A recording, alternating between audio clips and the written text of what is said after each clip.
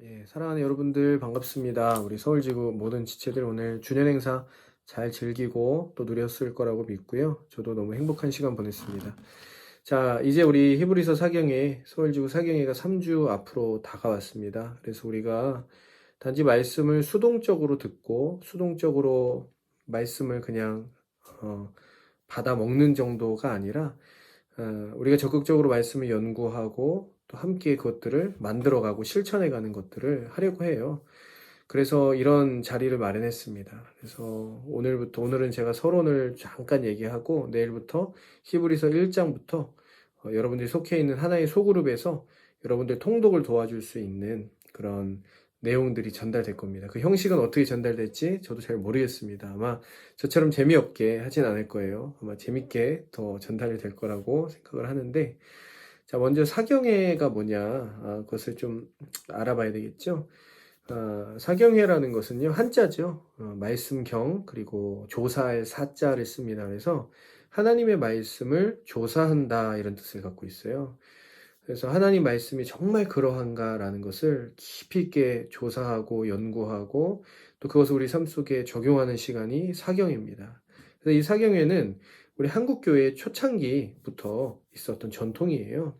선교사님들이 한국에 복음을 전하고 말씀을 가르치던 그 초창기 시절부터 이제 이 백성들이 하나님 말씀에 대한 갈망이 뜨거워서 전국 각지에서부터 막 몰려들었습니다. 뭐 원산이라던가 평양이라던가 이런 도시에서 기독교가 뜨겁게 일어났던 그 도시 중심으로 이제 복음이 이제 말씀을 듣는 사경회를 개최하면 전국에서 그 소문을 듣고 뭐 일주일씩 걸어서 올라오시는 분들도 있고 그렇게 해서 한 말씀을 배웁니다. 그래서 한 일주일 동안 하루에 보통 한 2번 정도씩 말씀을 듣는 시간을 갖고요. 그 중간중간에는 또 말씀을 깊이 연구하는 시간도 가졌다고 해요. 그래서 백성들이 이제 우리나라 이제 크리스찬들이 이제 하나님의 말씀에 대한 갈망으로 함께 모이고 했던 그 시간이 바로 사경의 시간입니다. 그리고 그래서 이제 우리도요, 저희도 이제 이 사경회를 하는 겁니다. 한국교회에서는 이 사경회가 보통 부흥회라는 이름으로 많이 쓰였는데요. 부흥회는 사실 조금 그냥 개인의 어떤 번영이라던가 우리 교회의 어떤 뭐랄까요, 성장 뭐 이런 것들에 많이 연루돼 있지만 그런 느낌이 많이 있었어요. 하지만 이 사경이라는 것은 그 집중이 어디에 있냐면 하나님의 말씀에 있습니다. 그래서 하나님의 말씀을 깊이 연구해 보자 이런 시간이 되는 거죠. 근데 여러분들 저희가 사경회를 이제 JDM은 4일 동안 합니다. 매우 길죠.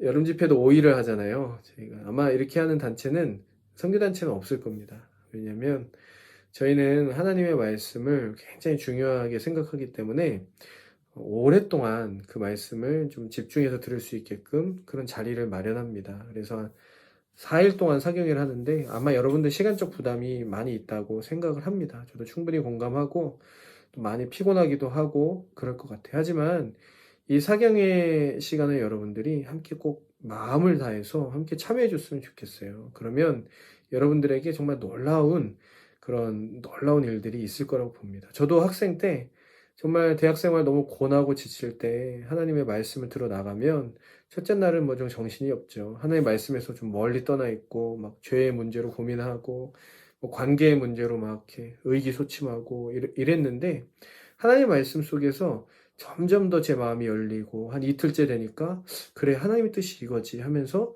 더 깊이 묵상하게 되고 한 셋째 날 되면 내가 갖고 있던 문제가 하나님 앞에 별게 아니라는 생각을 갖게 되고 마지막 날쯤 되면 정말 큰 기쁨으로 하나님의 말씀대로 살아야 되지 결단하는 어떤 그런 점진적인 일들이 있었던 것 같아요. 그래서 말씀이 4일 동안 말씀의 잔치가 있는 게 좀 부담스럽겠지만 저는 여러분들이 이 시간들 통해 충분히 누릴 수 있다고 봅니다. 이것은 뭐 초대교회 전통도 한 일주일 동안 말씀을 받고요.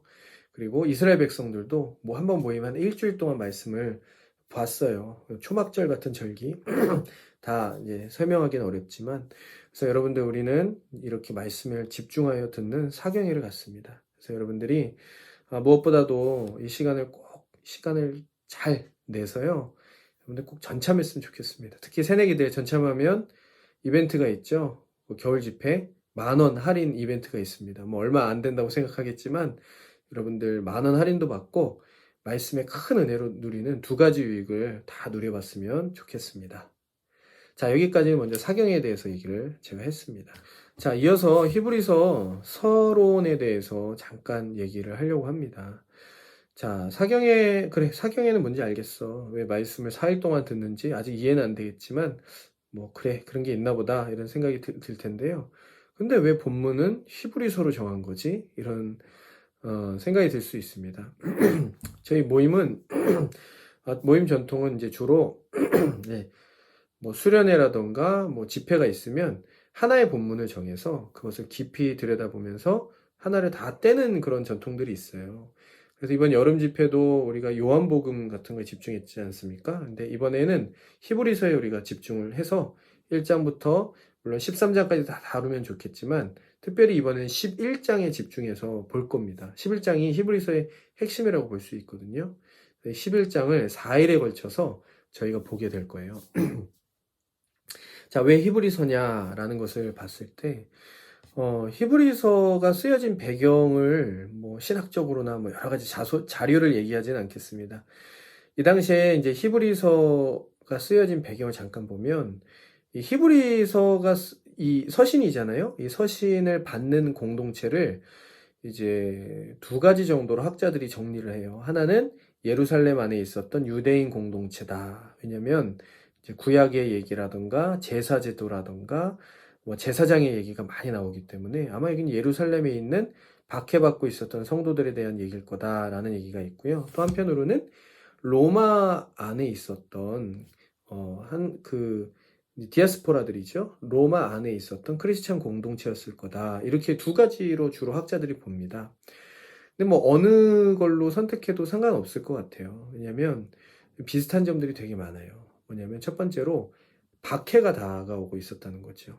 뭐 로마에 속해 있던 공동체도 마찬가지고요. 뭐 네로 황제라던가 또 한 3명의 황제가 한 40년부터 한 80년 사이에 3번 크게 박해가 일어나는데 뭐 이미 그런 임박한 환란과 박해가 일어나고 있었던 그런 이제 배경이 있고요. 예루살렘도 마찬가지입니다.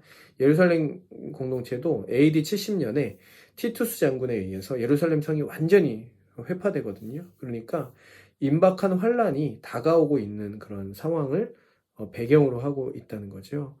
이렇게 어려워지는 상황들 속에서 무슨 일들이 일어나냐면 점차 신앙이 약해지고 내가 맨 처음에 예수님을 믿기로 따르기로 결정을 했는데 먹고 사는 게 너무 힘들어집니다. 왜 그러냐면 예루살렘 공동체로 가정했을 때 이 예루살렘 도시는요, 종교적인 도시고 또 정치적인 도시였기 때문에 내가 예수님을 믿는다라고 고백한다는 건 곧 사회적 활동이 거의 불가능하다는 것을 의미했습니다. 지금도 어떤 나라에 가면 예수님을 믿으면 뭐 공직이라던가 직장을 얻기 힘든 나라들이 있거든요. 근데 아마 이 유대 사회 공동체는 폐쇄적이었기 때문에 크리스찬이 됐다 하면은 뭐 상거래라던가 물건을 팔고 사는 것 같은 것도 하기가 되게 자유롭지 않았을 거니까 그리고 가족들로부터도 이제 이 단절이 일어나게 됩니다. 뭐 크리스찬이 됐다고 하면서 굉장히 핍박을 하기 시작하는 거죠.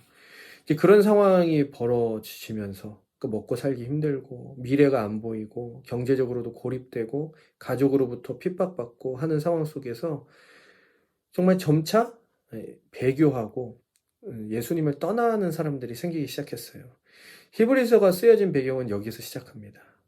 이렇게 정말 신앙을 지키기 너무나 어려웠던 이런 분위기 속에서 히브리서는요 뭐라고 얘기했냐면 너의 신앙을 끝까지 지키자라고 얘기하는 거예요. 그래서 뭐라고 얘기냐면 믿음의 주요 너를 온전케 하시는 예수 그리스도를 바라보자. 이게 핵심입니다. 히브리서에.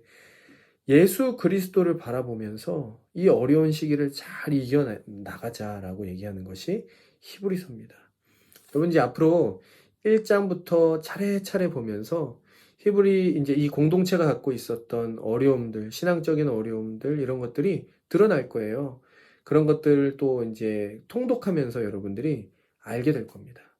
결국에 여러분 히브리서 우리가 선택해서 이것을 이제 묵상하고 배우는 이유는요. 여러분 코로나 시기에 너무나 신앙을 지키기 어렵잖아요.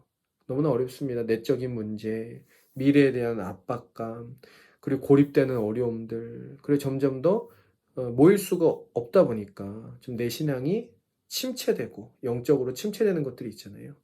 히브리서 말씀은요.